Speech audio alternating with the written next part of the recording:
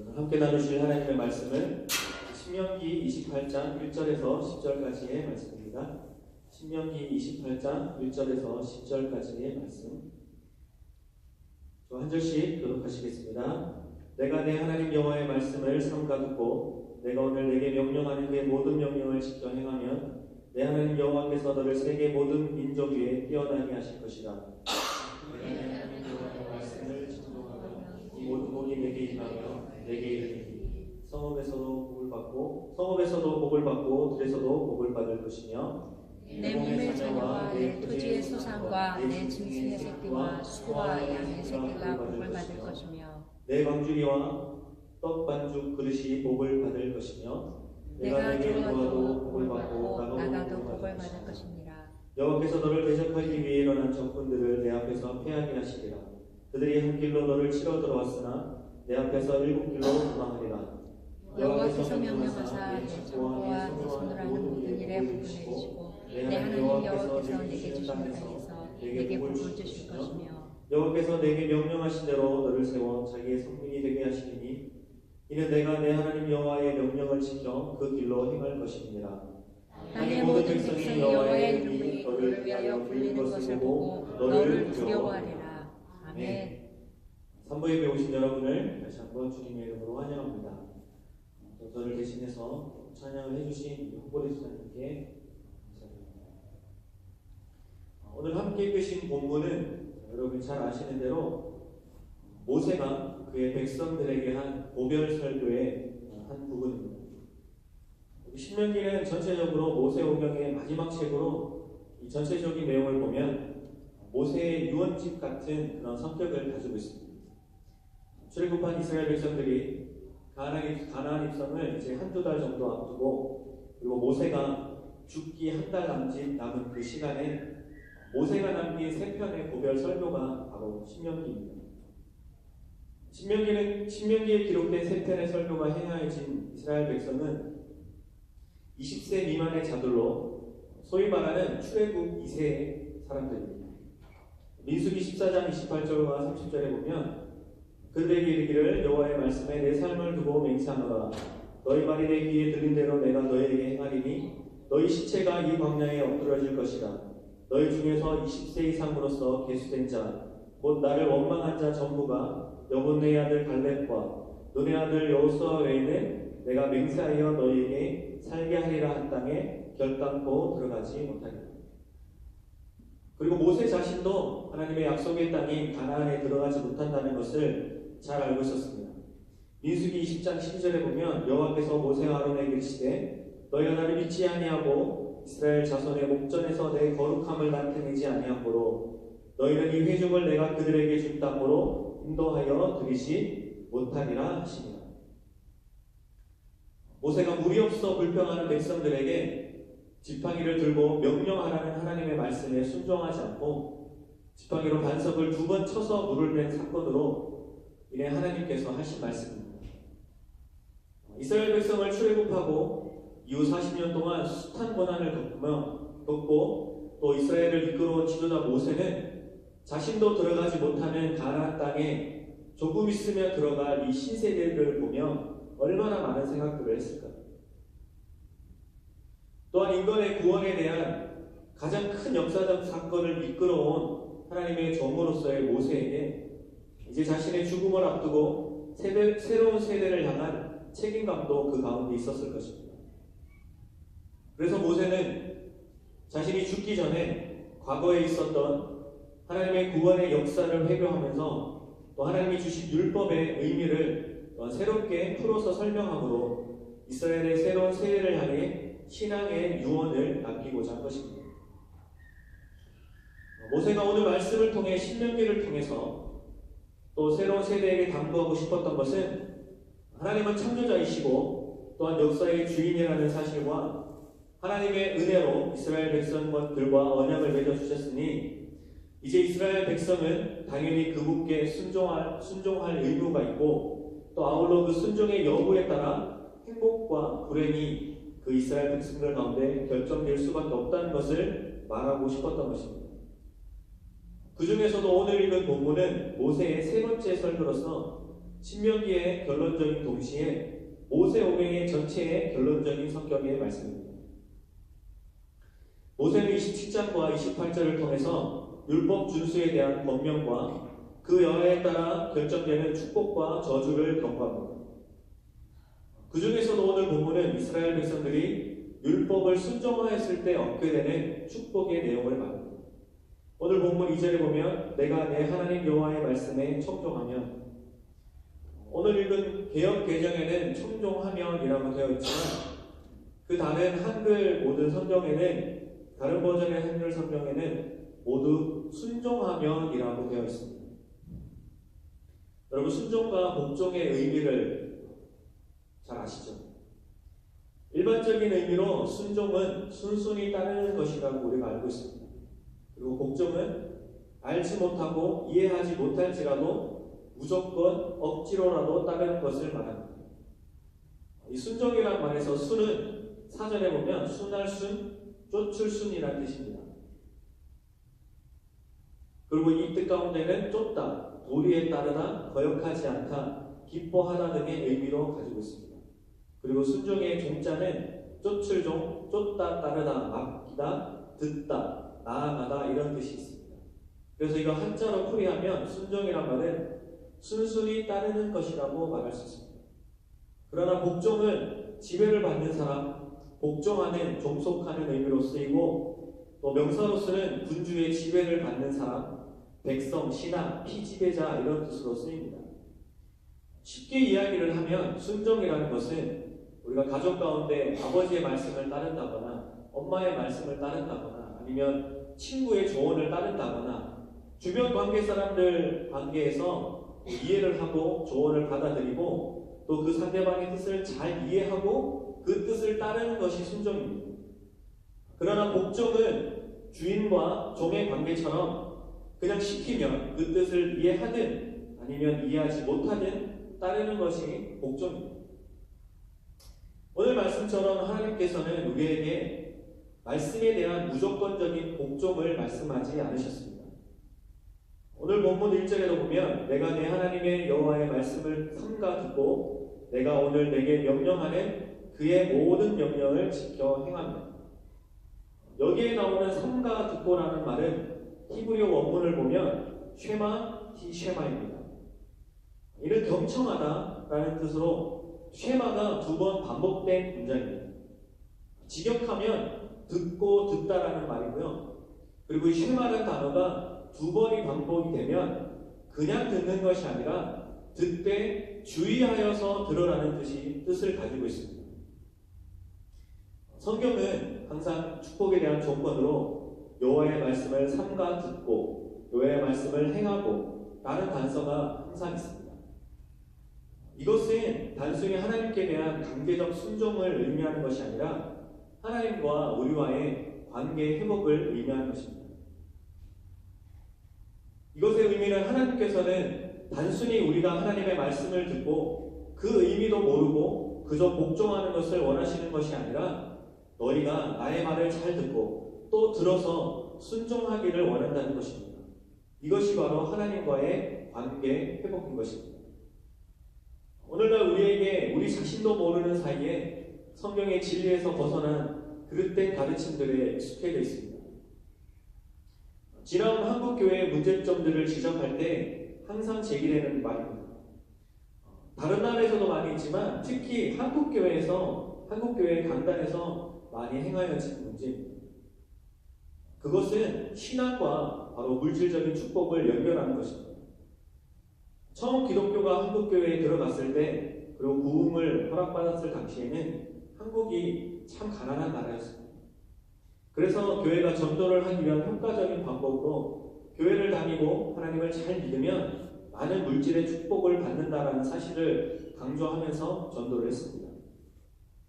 그 결과로 한국교회에서는 열심히 있는 신앙생활의 결과는 무슨 일이든 형통하는 것이고 어려움이나 뜻하지 않는 재난은 나태한 신앙의 결과라는 인식이 한국교회에 많이 있습니다. 여러분, 그런데 이게 사실이라면 우리 주변에 있는 불신자들이 성도들보다 더 형통하는 삶을 사는 것은 우리가 어떻게 설명할 수 있을까요? 성경에서는 우리에게 두 가지 차원의 복이 있음을 알려줍니다. 첫째는 물질적이고 현세적인 차원의 복입니다. 그리고 둘째는 영적이고 내세적인 차원의 복입니다. 물질적이고 현세적인 차원의 복은 부가적이고 또한 상대적이며 우리가 잘 아는 대로 이 땅에서의 일시적인 복입니다. 그러나 영적이고 내세적인 차원의 복은 불언적이고 그리고 절대적이며 영원한 복입니다. 구약시대에 이루어졌던 복의 개념이 주로 외형적이고 물질적인 측면으로 강조되었다면 예수님의 십자가 사건으로 인해 하나님의 뜻이 완전히 계시된 신약시대에는 내적이고 또한 영적인 측면이 많이 강조되어 있습니다. 그러나 신구약 시대를 막론하고 복에 대한 성경의 근본 개념은 사실은 동일합니다. 그것은 참된 복은 인간이 추구함으로써 얻어지는 것이 아니고 하나님 자신으로부터 인간에게 주어지는 것인데 이것은 곧 순종의 기반을 둔 하나님과 인간 사이의 올바른 관계 성립에서부터 비롯된다는 개념입니다. 즉 다시 말하면 복이란 단순히 하나님께서 인간들에게 베푸시는 어떤 유익의 관계를 넘어서서 바로 하나님 자신이 참된 복의 근원이고 복 그 자체라는 뜻입니다. 신약에서도 로마서 10장 9절에 보면 내가 만일 내 입으로 예수를 주로 시인하며 또 하나님께서 그를 죽은 자 가운데서 살리신 것을 내 마음에 믿으면 구원을 받으리라. 우리가 너무나 잘 아는 대로 인간의 가장 큰 축복은 바로 구원의 사건입니다. 그리고 이것은 우리가 입으로 예수를 시인하고 우리의 마음에 믿어야 비로소 가능한 것입니다. 우리가 물질의 복이든 영적인 복이든 그것은 인간과 하나님 사이에 올바른 관계가 정립될 때 비로소 우리에게 주어지는 것입니다. 우리가 하나님 앞에 기복적으로 구한다고 해서 이 땅의 복을 얻을 수 있는 것이 아니라는 것입니다. 그렇기 때문에 우리는 언제나 어떤 상황에서도 하나님과 동행하는 삶을 살아야 하는 것입니다. 그리고 항상 하나님과 동행하는 사람의 자세가 하나님께 대한 순종인 것은 더 말할 필요가 없을 것입니다. 따라서 오늘 본문에 나오는 하나님의 말씀에 대한 순종은 우리가 이 땅 가운데서 복을 받기 위한 수단이 아니라 하나님과 나와 관계의 회복이며 하나님께서 우리의 복에 근원되어 주신 그 은혜에 대한 의무인 것입니다. 이런 관점에서 진정한 성도가 추구해야 할 것은 하나님을 자신의 하나님으로 삼는 영적이고 내세적이고 그리고 영원한 복을 추구해야 하는 것입니다. 우리가 이런 의미에서 예수님께서 가르쳐 주신 산상수훈의 팔복도 아마 이와 같이 맥락을 하고 있다고 생각합니다. 따라서 오늘날 우리에게 주시는 장수, 부귀, 또한 명예 등이 복의 전부인 양 우리가 착각하고 끊임없이 개인의 물질적 축복만을 구하는 기복적인 신앙이나 신앙 이꼴 물질적인 축복이라는 생각을 우리는 넘어서야 하는 것입니다. 그러나 구체적인 복은 하나님께서 당신의 주권적인 뜻에 따라 우리에게 주시기도 하시지만 때로는 거두기도 하십니다. 사무엘상 22장 7절에 보면 여호와는 죽이기도 하시고 살리기도 하시며 수월에 내리기도 하시고 거기에서 올리기도 하시는도다. 하나님께서는 오히려 어떤 때에는 사랑하는 자에게 그 신앙의 유익을 위하여 물질적인 궁핍이나 역경을 일부러 허락하시기도 하십니다. 여러분, 욥이 고난당한 것이 하나님을 경외하지 않았기 때문인가요? 욥은 온전하고 정직하여 하나님을 경외하며 악에서 떠난 자였습니다. 욥의 당시에 그 땅 가운데 욥보다도 의로운 사람은 없다고 하나님께서 친히 말씀하셨습니다. 그러나 그러한 사람에게도 고난과 역경은 올 수 있는 것입니다. 하나님을 진정으로 경외하고 순종하는 자에게도 불의의 재난과 경제적인 궁핍이 찾아올 수 있다는 것입니다. 그러므로 성도는 물질적이고 현세적인 축복은 하나님의 주권적인 뜻에 따라 전적으로 맡기고 매일을 하나님과 올바른 관계를 맺는 참되고 복된 생활을 추구하는 데 전력을 기울여야 하는 것입니다. 제가 미국에 온 지 이제 한 12년 정도가 되었더라고요. 제가 우리 교회에 온 지 한 3년 정도 됐고요. 잘 아시는 대로 제가 LA에서 6년을 살고 이곳에 와서 산 지가 이제 딱 6년이 되었습니다. 그래서 LA 산 것과 이곳에 산 것이 똑같아졌는데요. 제가 미국에 처음 와서 4월 달에 제가 왔는데요. 4월 5일 날 왔습니다. 아시겠지만 신목일이잖아요, 한국이. 그래서 제가 온 날을 항상 기억하는데 저희 아버지께서 7월 달에 돌아가셨어요. 갑자기 심장마비로 돌아가셨는데 온 지 제가 3개월 만에 갑자기 돌아가셨습니다. 제 나름대로는 물론 그때 목회자의 삶을 살기 위해 온 것은 아니었지만 교회 사역을 위해서 왔었습니다. 제 친구가 사역하는 그 교회에서 제가 한국에서 미디어 사역을 계속 했었기 때문에 그 교회가 새로 이렇게 우리 교회처럼 3년 전에 했던 것처럼 리모델링을 했어요. 이렇게 스크린도 달고 비디오도 하고 음향도 했었는데 그걸 관리할 사람이 없어서 제가 그런 사역을 하기 위해서 왔었는데 3개월 만에 그런 일을 겪고 나니까 되게 힘들더라고요. 그래서 한국을 가서 한 달 정도 머무르면서 여러 가지 일들을 이렇게 처리했습니다. 되게 할 것들이 많더라고요. 그래서 아버지의 이름으로 되어 있던 많은 그런 서류들을 엄마 이름으로 다 해야 되고 또 아버지가 농사를 지셨기 때문에 제가 가서 감자도 캐보고요. 농사도 시컷 한 것 같아요. 그래서 제가 그때 알았습니다. 농사가 얼마나 힘든지. 그런 과정들을 겪으면서 제 삶에는 되게 힘든 고백들이 드려지더라고요. 나름대로 열심히 교회 사역을 하겠다고 해서 미국까지 왔는데 왜 하나님 이런 일들을 주십니까? 라는 생각을 참 많이 했던 것 같아요. 그리고 한 달 정도의 시간을 보내고 다시 이제 미국으로 와서 생활을 하는데 그 이후에도 뭐 이렇게 특별히 형편이 좋아지거나 하지는 않더라고요. 제가 원래 사례비를 받고 이렇게 사역을 하고 왔었는데 제가 이렇게 비행기를 타고 오는 동안 교회에서 이렇게 장로님들과 목사님들이 상의하시다가 몇 분의 장로님들이 크지 않은 교회에서 100명 정도 되는 교회인데 우리 교회가 아직 미디어 사역자에게 사례비를 줄 만한 형편은 안 된다 해서 사례비가 없어졌더라고요. 제가 오는 동안.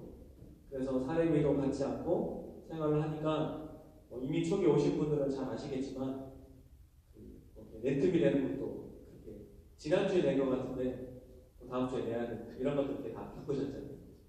그러고 나니까 모아뒀던 돈도 없고 굉장히 힘들더라고요. 그래서 한국을 갈까 말까 하는 고민들을 하게 됐는데 또 그 이후에 하나님께서 정말 기적적으로 많은 일들을 열어주셔서 사실 지금까지 온 것 같아요. 그래서 중간에 또 하나님의 부르심을 받고 사역자의 길을 가겠다라고 이렇게 결단하고 저도 이렇게 온 것 같아요. 그리고 뉴욕 온 지 6년 동안 정말 제 삶에 많은 일들이 있었던 것 같아요. 지금은 너무 감사합니다. 돌아보면 정말 하나님께서 나에게 가장 합당한 것으로 주신다는 고백이 제 삶 가운데 있는 것 같아요. 그리고 지금 저는 언제나 그렇습니다. 제가 있는 자리가 제가 있어야 될 자리라는 확신은 항상 있는 것 같아요. 왜냐하면 하나님께서 꼭 제가 있어야 할 자리에 보내주시더라고요. 제가 뭐 이것저것 잘하는 거는 없는데요. 시키는 대로 잘하는 은사는 있었던 것 같아요. 한국에서 직장 다닐 때도 이렇게 제 컴퓨터 일을 했었는데 사장님이 시키는 거는 그냥 잘했던 것 같아요. 그래서 지금도 다른 것보다는 목사님이 시키는 거면 이렇게 별 분솔 없이 마음에 해야겠다는 생각이 참 많이 있는 것 같아요. 그래서 잘 아시는 대로 지금 교회가 힘든 상황 가운데 그래도 목사님의 사역을 조금이라도 도울 수 있다면 그게 내가 하나님이 이 자리를 보내신 게 아닌가라는 생각이 참 많이 있습니다. 제 삶 가운데도 지금 많이 고민하는 문제들이 있지만 그럼에도 감사한 것은 정말 제 삶 가운데 하나님께 정말 예배 잘 드리고 교회 열심히 다니고 하나님의 말씀에 순종하면 나머지 내 삶의 모든 것들은 하나님께서 책임주실 것이다라는 그런 믿음의 고백은 있는 것 같아요. 여러분 행복의 수치가 각자 다른 거 아시죠? 여기 있는 모든 분들 중에 세상의 명예와 부와 어떤 그런 수치가 다 다르잖아요. 다 다르지만 그렇다고 해서 행복의 수치가 다 같지는 않을 것 같아요. 부가 있든 명예가 있든 없든 그거에 상관없이 행복의 수치는 누구나 높을 수 있습니다. 저는 가끔 와이프가 이런 얘기해요. 와이프가 제 삶을 이렇게 보면 자기는 정말 행복하게 사는 거야 라는 말을 좀 합니다. 제가 봐도 그런 것 같아요. 재산이 있고 없고 부가 있고 없고 친분이 있고 없고 이런 게 행복의 가치가 아니라 정말 날마다 주님이 함께 하시고 예배의 기쁨이 나의 마음 가운데 있다면 그게 저는 행복이라고 생각합니다. 여러분, 제가 제일 안타까운 것은 어른들이 이런 말씀들을 많이 하세요. 저한테 제가 찬양할 때 제가 잘 많이 웃잖아요. 그게 사실은 제가 하는 게 아니에요. 제가 이렇게 여기를 내려가면 그 표정은 절대 안 나와요. 집에 가도 안 나오고요. 와이프가 있어도 그 표정은 안 나오는데 찬양을 할 때만 그 표정이 저한테 나오더라고요. 그것은 뭐냐면 제 삶을 돌이켜보면 저는 정말 예배할 때가 가장 행복한 것 같아요. 그래서 제가 찬양을 이렇게 선곡을 하거나 찬양 인도를 할 때 저는 그 찬양의 모든 가장 많은 주제들이지만 그 중에 핵심된 주제는 주님 주시는 기쁨이에요. 왜냐하면 여러분 예배할 때는 정말 우리 가운데 주님 주시는 기쁨이 회복되어야 돼요. 세상 가운데 얼마나 힘들고 지치고 유혹이 정말 살기 힘들잖아요. 근데 이곳에 와서 하나님을 예배하면 정말 세상의 그 모든 슬픔이 다 없어지고 주님 주시는 기쁨이 우리 함께 예배하는 우리 모든 성도님들 가운데 정말 있었으면 좋겠다라는 생각으로 저는 찬양을 많이 합니다. 제 삶에도 그런 것 같아요. 우리가 가진 거 없지만 또 해결해야 될 문제들이 이 문을 나가면 얼마나 우리 삶 가운데 많이 있어요. 그렇지만 그래도 우리가 하나님을 예배하는 것이 정말 우리의 삶의 기쁨이고 행복인 것을 날마다 그렇게 고백했으면 좋겠습니다. 우리가 잘 아는 대로 베드로전서에 베드로는 이렇게 말합니다. 사랑하는 자들아, 너희를 연단하려고 오는 불시험을 이상한 일 당하는 것 같이 이상히 여기지 말고 오히려 너희가 그리스도의 고난에 참여하는 것으로 즐거워하라. 이는 그의 영광을 나타내실 때에 너희로 즐거워하고 기뻐하게 하려 함이라. 여러분, 우리 교회의 고난은 제가 이렇게 묵상하면 이런 마음도 주시더라고요. 우리 교회가 만약에 아무런 어려움이나 그런 거 없이 없다고 생각을 하면 지금처럼 기도하는 분들이 우리 교회에 있었을까라는 생각을 사실은 많이 합니다. 여러분, 인간은 어쩔 수 없어서 고난이 있어야 기도를 합니다. 너무 좋으면 기도를 쉬게 되더라고요. 어떤 분이 오늘 아침에 그런 간증을 하시더라고요. 잠깐. 자녀들도 잘 되고 내 삶도 너무 잘 되니까 몰랐대요. 자기의 삶이 이렇게 행복하고 하나님한테 은혜라는 것을 몰랐다고 하시더라고요. 근데 몇 주 전부터 또 목사님의 말씀을 통해서 또 주위의 상황들을 통해서 정말 오랜만에 예배 가운데 눈물을 흘리신다고 하더라고요. 여러분, 그게 우리의 삶 가운데 회복일 거라고 생각합니다. 그래서 우리의 삶에 어떠한 축복을 받고 이 땅에서 어떠한 복을 받든지 간에 우리가 가장 기억해야 할 것은 이 땅 가운데 받는 축복은 여러분 우리의 어떤 행동이나 주님을 열심히 잘 믿어서 우리가 받는 신앙의 결과가 아니라 이 땅에서 우리가 많은 축복을 받고 부귀를 누리고 많은 행복을 받는다면 그것은 하나님의 전적인 은혜입니다. 목사님도 예전에 한번 그런 얘기를 하셨지만 우리가 우리의 행함으로 하나님 앞에 얼마나 큰 복을 받을 수 있겠습니까? 정말 아무것도 아닌 그런 우리의 신앙생활을 가지고 하나님께 복을 받는다라고 하면 그것은 정말 말이 안 됩니다. 그렇기 때문에 우리는 언제나 그 하나님의 은혜에 감사하고 그 모든 것이 우리가 행해서 어떤 신앙생활을 하고 하나님을 열심히 섬기고 교회를 열심히 받아서 열심히 섬겨서 우리가 받는 보답이 아니라 하나님께서 주시는 전적인 은혜인 것을 우리가 고백하고 그 은혜에 보답하기 위해서 열심히 교회를 섬기고 또 하나님을 섬기고 믿음 생활을 해야 하는 것입니다. 우리 가운데 가장 큰 믿음은 우리가 어떤 상황에 있던지 간에 우리를 제일 잘 아시는 하나님께서 이것이 우리에게 가장 합당한 것이구나 라는 믿음의 고백일 것이라고 생각합니다. 바라기는 오늘 말씀처럼 하나님의 말씀을 주의 깊게 경청하는 그러한 믿음을 우리가 가지고 하나님의 말씀에 순종함으로 하나님과 나의 관계를 잘 회복해서 이 땅에서도 하나님의 많은 은혜와 절대적인 축복을 누리고 또한 천국에서도 여전히 하나님의 축복을 받는 그런 은혜를 누리며 살기를 우리가 강구하는 마음으로 하루하루 살아가는 우리 모두가 되기를 주님의 이름으로 축복합니다. 함께 기도하겠습니다. 하나님 감사합니다. 우리를 이 땅에 부르시고 우리를 하나님의 손으로 직접 만들어 주시고 우리의 생명 주셔서 이 땅을 살게 하셔서 주님 감사합니다. 우리가 이 땅에서 받는 축복과 또한 모든 고난조차도 주님께서 주시는 전적인 은혜임을 날마다 고백하게 하여 주시옵소서. 그러므로 내가 이 땅 가운데 아버지 때로는 고난 가운데 놓인다 할지라도 그것이 하나님께서 나를 면단하기 위한 것임을 기억하게 하셔서 주님을 더욱더 붙들며 기도하며 나아갈 수 있는 믿음을 우리에게 허락하여 주시옵소서. 교회를 세우신 주님 42년 동안도 우리 교회를 지켜주시고 날마다 인도하여 주신 주님께 감사드립니다. 앞으로의 시간들도 주님의 전적인 은혜로 축복하여 주셔서 이 교회에 들어오고 나가는 모든 자들이 하나님의 큰 은혜와 축복을 받는 귀한 그런 교회로 주님 사용하여 주시옵소서. 하나님 또한 세상 가운데 나아갑니다. 세상 가운데 우리 앞에 닥쳐오는 모든 환난과 어려움들 가운데 하나님 넘어지지 않게 하시고 주님의 말씀의 능력으로 이겨내게 하시고 날마다 주님의 십자가 보혈의 능력을 고백함으로 그 모든 어려움들을 감사함으로 이겨내는 귀한 삶이 되도록 완주간도 축복하여 주시옵소서. 감사드리며 살아계신 예수 그리스도의 이름으로 기도드립니다. 아멘. 네.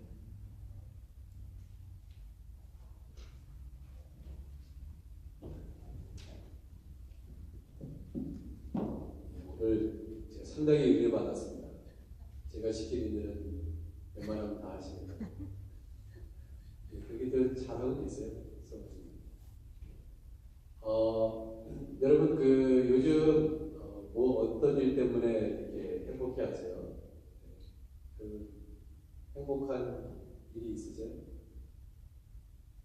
저는 한 가지 그냥 들어왔다 바로 내려가면 소원을 받았어요. 제가 4년 만에 이제 저 아파트 여기 집회의 아파트에 살거든요, 저는. 근데 4년 동안 이게 주일날 하여튼간 늦게 가면 파킹 할 데가 없는 거예요. 파킹 할 데가 너무 거기 주위에 차는 늘어나는데 그래가지고 계속 버텼죠. 파킹 스페이스를 추가적으로 이렇게 아파트에 신청을 했는데 4년을 버텼어요. 4년을 버텼는데 그러니까 항상 누가 저를 이제 예배 수요 예배 끝나고 저를 항상 드랍해 주시고 금요일에도 하여튼간 저녁에 이제 보통 한 4-5시 주차하기 굉장히 힘들어요. 근데 이번에 큰맘 먹고 파킹 가서 하나 차 한 대 파킹할 수 있는 거를 샀는데 매달 1회 내야 되는데 그게 정말 행복하더라고요. 네? 그러니까 마음이 편한 거예요. 차 2대 중에 한 대는 한 대는 여기다 하면 되는 거거든요. 근데 한 대는 항상 왔다 갔다 해야 되니까 저녁에 늦게 들어올 일이 되게 많잖아요. 근데 파킹 장소가 없으니까 되게 힘들더라고요. 감사하더라고요. 이게 감사가 더 넘치는 게 4년을 버텼기 때문에 4년을 버텼기 때문에 지독하게 버텼습니다. 제가 행복은 절대 멀리 있는 것이 아니고 가까이 있다는 것을 많이 느낍니다. 작은 것에로부터 감사함이 우리 삶 가운데 넘치기를 소원합니다. 기도하겠습니다. 이제는 우리 주 예수 그리스도의 은혜와 하나님 아버지의 무한하신 사랑하심과 성령의 역사 교통에 충만하십니다. 그 하나님의 말씀 앞에 순종하여 정말 하나님의 기쁨으로 살아가겠다고 결단하고 이 자리에 따라가는 사랑하는 종들인데 이제부터 영원까지 함께 계시기를 간절히 축원드려옵나이다. 아멘.